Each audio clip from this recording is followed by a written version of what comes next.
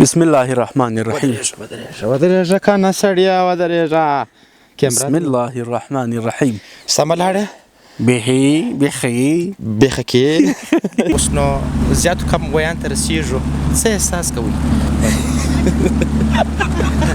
هیلې ورته وایي، څه شي ورته وایي، هغه مو وویل د نور کم رقم هیلې او د جیب غوښه ډېر خوږه غوښه ورته خالقي صاحب. نور د ژوند هره تېرېدونکې ورځ د اعمالو په اړه فکر کول یا سمې راته وایه وروره، پوره جمله راته وایه. ښه ځه ویې وایه څه شی؟ د سړی ووایه. دا ورځ پورته نه کې سر دې خدای اوس زه څه شی وایم راته وایه، څه جمله راوښوئ. مدیر صاحب شاټ میله کوي، شاټ میله کوي راځه. بسم الله الرحمن الرحیم. خوږو ځوانانو هسې دوی دلته مه درېږه، په خدای ما د خندا یا دا ونه بول لکه کنه تو ګور په پریم کې ما د باړه راغلی لای نه لکه وه ته په پریم کې وګوره چې زه د دواړه یو ما سره شوروه نو ما کیمرا ما سره شوروه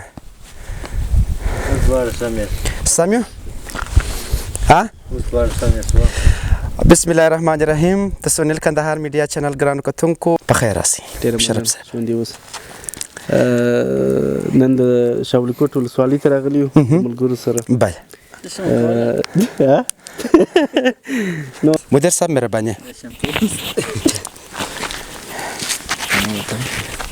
قدر اوس ستړی نه دي ژر کوه.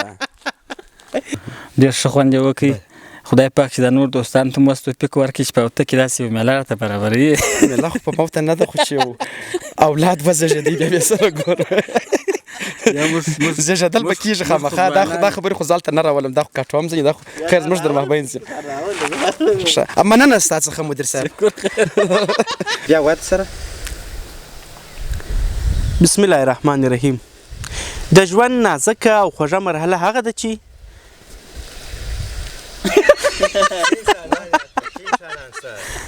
ژوند نازکه او خوږه مرحله هغه ده چې ستاسو له امله خلک پوه شي چې ښه انسانان اوس هم شتون لري.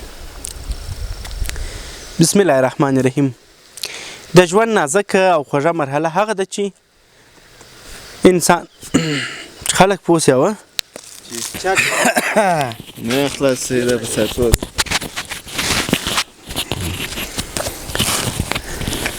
خیر مې پړسېدلې ده چې څنګه به ووایم. بسم الله الرحمن الرحیم. سونیل کندهار میډیا چینل ګران لیدونکو السلام علیکم. په دې هیله چې جوړ او روغ به یاست او د صحت په جامو کې به یاست. نو ګرانو کتونکو نن جمعه ده، راغلي یو شاولیکوټ ولسوالۍ ته، دالې ته راغلي یو. دالې ولسوالۍ ته راغلي سم شوله.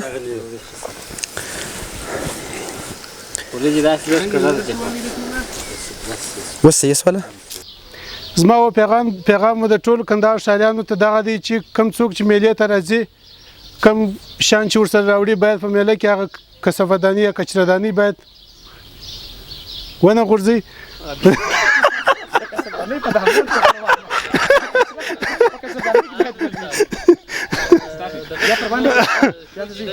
سونیل کندهار میډیا چینل ته ښه راغلاست. جوړه شه، مننه. تاسو ته هم ښه راغلاست. ډېره زیاته مننه. ډېر بخښه ستاسو نوم شرنګ دی؟ و شرنګ دی. یو چا یادونه کوله وایي د ده سره یو انتیکه خر ولاړ دی. ښه نو زه دا فکر ولی سړی ته راسي د خره ته ورسئ وارې ښه د ده خر به وګورم. نو زه رالرمه چې ما زه دا خر وګورم. خر خو په رنګ کې خړ پړ دی، نو نور تګ و رفتار و مثال دا کیسې و معاملې څنګه دي؟ ودرېږه نو اوس څنګه دی دا خر څنګه دی؟ د غونې ګزارایي دی په هغه مصرف ارزي؟ نو لکه د خلکو چې صفت راته کړی هغه صفتونه به دکې شته. نو شرنګه وروره ما فکر چې پلا زور وخېږم. دا ډېر ښه خر دی مازې ونیسه ودرېږه. نو جانان زما وی دوره که وروره دوره که راځه داسې مه کوئ وروره بس صحیح دی انشاءالله خر دې بهترین دی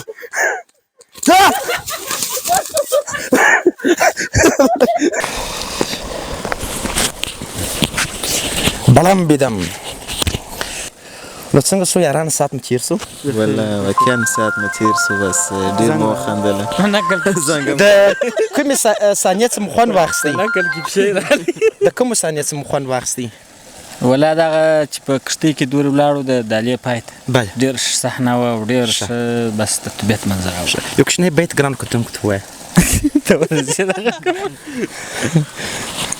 شرف یې بیت وایي بلاخصونه وځو یو بیت په وایه به زمزمه کوه زمزمه به کوه زمزمه به کوه ته ووایه تنزیه شعر و اوس مدیر صاحب درته وایي یا یو کوچنی زمزمه به کوه زمزمه به کوه هو وای ورځې راوله باران راوله ورځې راوله باران راوله زلفو له څنډ ورکه طوفان راوله شرف جان مهرباني نه زه هغه د شر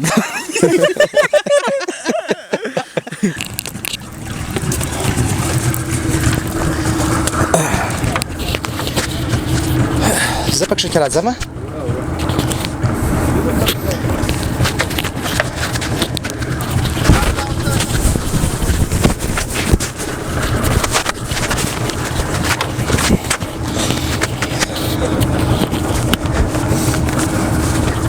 صحیح ده رخچینه مې هم سمه ده وه